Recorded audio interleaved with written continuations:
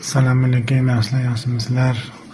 Quloqlarda shovqin, boshda shovqin, boshlanish bilan bemor kelgan ekanlar. Biz bo'yin tomirlarini doppler qildik. O'zi doppler mana qaranglar, tomirda bitta tugum bo'lgan mana. Bir tomonlari edi. Ikkinchi tomonlari o'tkir keng deydi. Mana o'tkir burchak ostida qiyshayib qolgan. Juda yomon shovqin beradi po'z yurganda ham. Davlan o'ynatadi turibdi mana.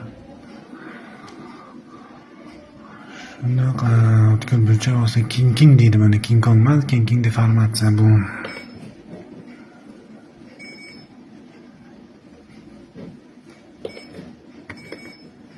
Bularda asosiy shikoyat mana yana o'sha tugum bo'lgani.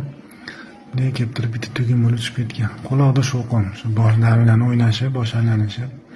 Sog' bo'ling, salomat bo'ling, o'zingizga like bosib qo'ying. Quloqda shovqin bor odamga jo'natib qo'ying.